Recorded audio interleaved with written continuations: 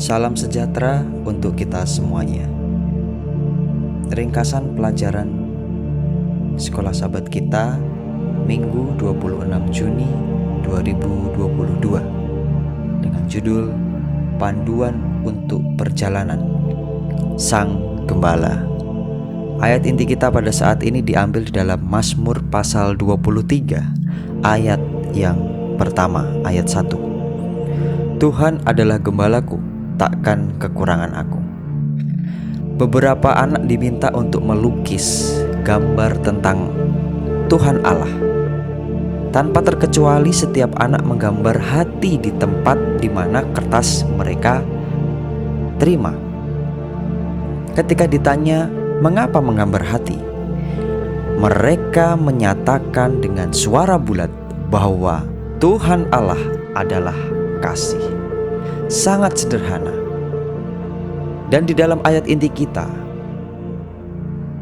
Raja Daud memberikan satu simbol bahwa Tuhan seperti layaknya gembala, di mana gembala ini adalah pemimpin daripada domba-dombanya. Terkadang kita menggambarkan Tuhan Allah sesuai dengan apa yang kita terima. Semakin dewasa kita, semakin mengerti akan kehidupan kita, mengerti akan kesulitan-kesulitan kita, pandangan manusia tentang Tuhan bisa berubah. Tetapi Tuhan tidak pernah berubah. Manusialah yang berubah. Pelajaran kita saat ini berbicara mengenai gembala. Apa yang dilakukan gembala? Apa pekerjaan gembala? Di dalam Yesaya pasal 40 ayat 11, seorang gembala, dia mengumpulkan domba-dombanya, ia memangku bahkan menuntun domba-dombanya. Di dalam Yeremia pasal 23 ayat 3 dan 4, di sana kita melihat bahwa gembala yang baik adalah gembala yang membawa kembali domba-dombanya bila mana domba itu tersesat.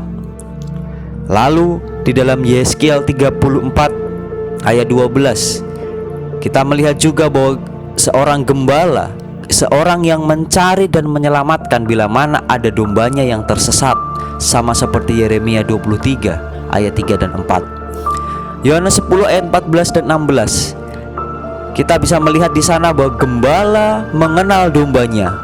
Gembala mengerti apa yang menjadi mau dombanya dan memberikan nyawanya bagi domba-dombanya.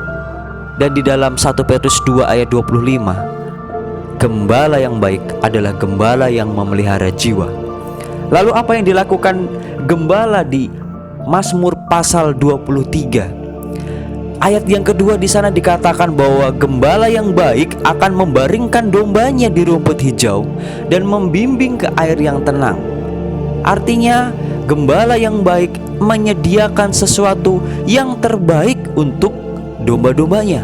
Begitu pula pemeliharaan Tuhan kepada umat-umatnya.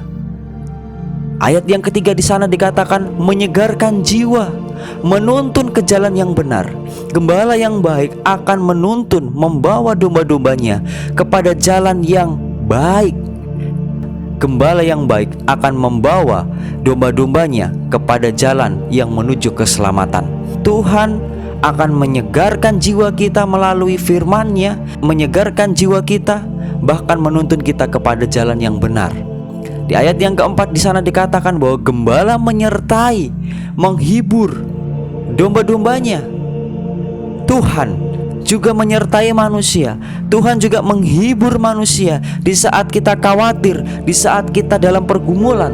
Tuhan akan senantiasa datang untuk menghibur kita. Di ayat yang kelima, gembala yang baik menyediakan hidangan dan mengurapi kepala dengan minyak. Hal ini Tuhan juga menyediakan keperluan-keperluan kita. Tuhan menyediakan, menyanggupi segalanya. Dengan usaha kita, Tuhan juga akan menyediakan apa yang menjadi kebutuhan kita. Di ayat yang keenam, gembala yang baik akan memberikan kemurahan kepada domba-dombanya. Kasih yang begitu penuh akan menjadi bagian daripada gembala itu untuk domba-dombanya. Begitu pula dengan Tuhan akan memberikan kasih-Nya, kasih yang sungguh-sungguh kepada manusia, supaya manusia tetap melihat bagaimana Tuhan mengasihi mereka. Inilah firman Tuhan yang boleh kita dengarkan, yang boleh kita pelajari. Kiranya Tuhan memberkati kita.